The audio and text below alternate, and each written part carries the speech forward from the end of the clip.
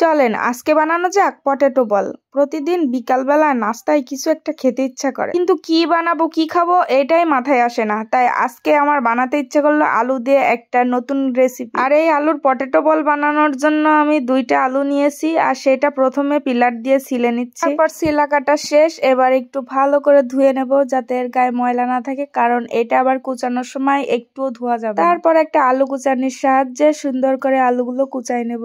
আর আমি এই আলু কুড়ানিটার একদম ছোটটা নিয়েছি যাতে অনেক চিকন চিকন পড়ে। আপনারা চাইলে এর থেকে বড়টাও কুচাইতে পারেন, কোনো অসুবিধা হবে না। তারপর আলু কুচানো শেষ, এবার একটা পেঁয়াজ সুন্দর করে ছোট্ট ছোট্ট করে কুচাই নিছি। তারপরে এর সাথে দেওয়ার জন্য 2টা ঝালও কুচাই নিছি। ঝালটা কিন্তু অপশনাল, যে যেমন ঝাল খায় সে সেরকমই ঝাল দিতে পারে। তারপর ঝাল কুচানো শেষ, দিয়ে দিলাম 2টা রসুনের কোয়াও কুচিয়ে। সবগুলো কুচানো শেষ, এইবার দিয়ে দেব বাটিতে এই আলু কুচানো গুলো। তারপরে সব মশলা দিয়ে একসাথে মিক্স করব। তারপর একটু হলুদ আর একটু লবণ দিয়ে মিক্স করে রেখে দিয়ে দেব কুচানো পেঁয়াজ রসুন গুলো। তারপরে কিছু গুঁড়ো মশলাও দিয়ে দিয়েছি। আমার ঘরে তো যে যে গুঁড়ো মশলা ছিল আমি সব প্রকারই অল্প অল্প করে দিয়ে দিয়েছি। তারপরে দিয়ে দিলাম খানিকটা কর্নফ্লাওয়ার। সব মশলাপাতি দেওয়া শেষ, এইবার হাত দিয়ে ইচ্ছা মতো মাখাই নেব। সত্যি কথা বলতে এই ভিডিও মেকিং এর কাজ করতে করতে এখন যেন খাওয়ার চাহিদাটাও বেড়ে গেছে। প্রতিদিন মনে হয় কিছু না কিছু খেতেই ইচ্ছা করে। এইরকম খাওয়ার চাহিদার জন্য মনে হয় আমি আগের থেকে নিজের কাছে একটু মোটা মোটা লাগছে। আপনারা দোয়া করেন যেন আমি এরকমই থাকি, এর থেকে বেশি মোটা আর দরকার নেই।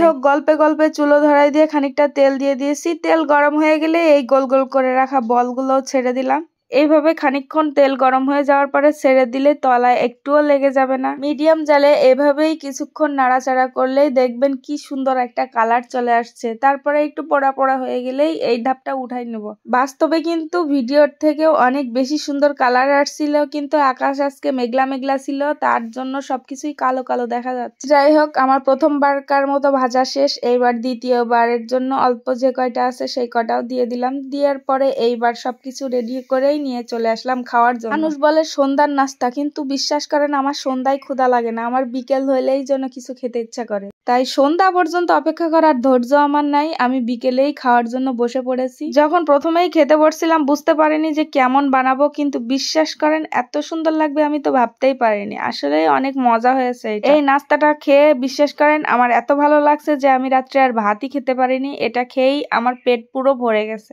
এখন যেহেতু আলুর সস্তা আর দূর অবস্থা, তাই ভাবছি এখন থেকে প্রতিদিন বিকেলবেলা অন্য কিছু খেয়ে টাকা নষ্ট না করে প্রতিদিন আলু দিয়েই কিছু না কিছু বানিয়ে খাবো। আপনারা যারা যারা আমার মতো আলু পছন্দ করেন তারাও কিন্তু এরকম ধরনের নাস্তা বানিয়ে খেতে পারেন। আর যারা খান তারা তো জানেন এগুলোর স্বাদ কেমন হতে পারে। তো যাই হোক, এতক্ষণ ধরে আমার বকবকানি শোনার জন্য আপনাদেরকে অসংখ্য ধন্যবাদ। আপনারা এতক্ষণ যেহেতু বকবকানি শুনেছেন, তাহলে একটা লাইক কমেন্ট শেয়ার করে দিয়ে আমার পাশে থাকবেন। আল্লাহ হাফেজ।